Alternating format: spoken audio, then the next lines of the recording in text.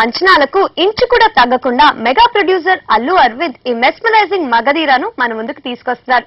గజ్నీ వంటి biggest block buster తో కలెక్షన్ల సునామీ సృష్టించిన గీతా ఆర్ట్ సంస్థ ఇప్పుడు మగధీరాతో బాక్స్ ఆఫీస్ ను షేక్ చేస్తుందని సినీ పండితులు అంచనాలు వేస్తున్నారు. ఒక కత్తి చేతిలో కత్తున్నట్టుంది. నిజంగా అరవింద్ గారు ప్రౌడ్. మన తెలుగు ఇండస్ట్రీకి ఒక ప్రౌడ్ ఫిల్మ్ తీశారు. Hats of.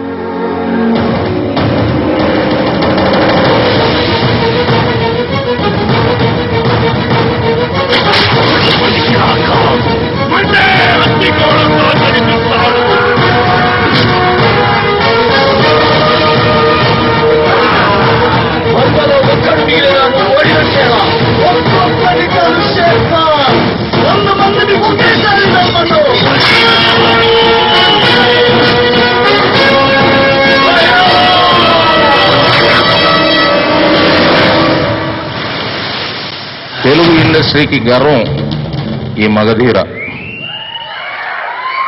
అరవింద్ గారు ఒక 100 సినిమాలు తీసిన కీర్తి మీకు ఈ సినిమా తీసుకొస్తుంది. భైరవా కమ్ముకుంటున్న ఈ కారు మబ్బులు నిన్ను మింగేశాయని వెర్రవీగుతున్నాయిరా. నువ్వు ఉదయించే సూర్యుడు అని వాటికి తెలియదు. ఈ రోజు అస్తమించొచ్చుగాక. ఓడిపోయిన నీ ప్రేమను గెలిపించుకోవటానికి చీకటి కడుపును చీల్చుకుంటూ మళ్ళీ పుడతావురా భైరవా.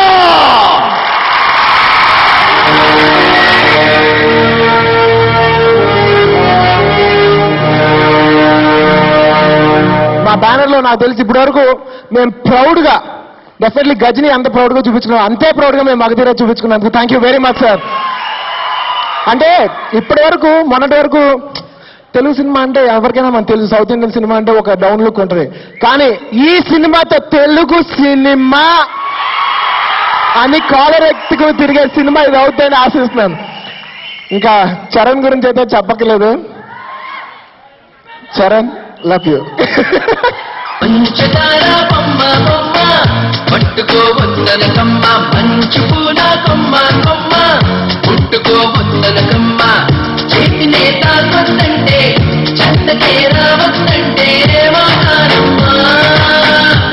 భారీ సెట్స్, వండర్ఫుల్ టెక్నికల్ వాల్యూస్, కళ్ళు చదివే రిచ్నెస్ తో మగధీర విజువల్ ట్రీట్ ఇవ్వనుంది.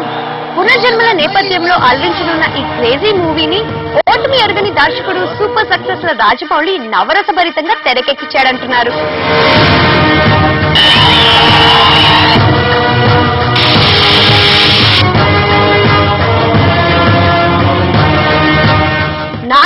సంవత్సరాల క్రితం తమ ప్రేమను పండించుకోలేని ఓ జంట మళ్లీ ఈ తరంలో పుట్టి ఒకరినొకరు కలుసుకొని మళ్లీ ప్రేమలో పడితే ఎలా ఉంటుంది? నా కోసం వెతుక్కోవడం, నా కోసం ఆరాటపడటం, నా కోసం అబద్ధాలాడటం చాలా బాగుంది. అసలు 400 సంవత్సరాల క్రితం ఎందుకు వాళ్ళు వాళ్ళ ప్రేమలో విజయం సాధించలేకపోయారు అనే ఇంట్రెస్టింగ్ పాయింట్ తో మగధీర సినిమాను ఆద్యంతం ఆసక్తికరంగా ఉత్కంఠభరితంగా తెరకెక్కించారు దర్శకుడు ఎస్ఎస్ రాజమౌళి. రాజమౌళి ఆ కథ నాకు చెప్పినప్పుడు చాలా చాలా బాగుంది, చాలా వెరైటీగా ఉంటుంది. ఈ మధ్య సంవత్సరాల్లో నాకు తెలిసి ఈ రీఇన్కార్నేషన్ పునర్జన్మని బేస్ చేసుకున్న సినిమాలు రాలేదు, చాలా బాగుంటుంది అని.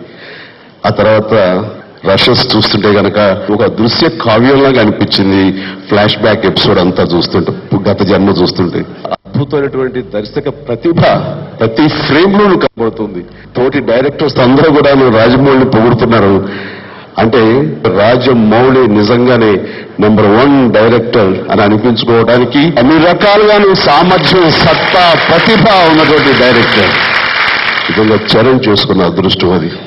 ఎంత అదృష్టం చేసుకున్నారంటే ఒక తండ్రిగా నేను కూడా జెలస్ ఫీల్ చేస్తున్నా.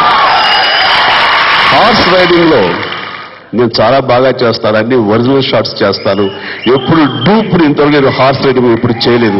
అది కొదవ సింహం కానివ్వండి, వేట కానివ్వండి, ఏ సినిమా చేసినా సరే అన్ని ఒరిజినల్ షాట్స్ చేస్తుంటాను. నేనే జెలస్ ఫీల్ అయ్యేలాగా చేశాను. అంటే నాకు ట్రైనింగ్ లేదు, షూటింగ్ వెళ్ళగానే గుర్రం మీద ఎక్కిన తర్వాత అక్కడుండే ఫైటర్స్ వాళ్ళు ఏం నేర్పితే అదే నేర్చుకున్నాను. ఎందుకంటే మా బాబు చిరంజీవి కాదు.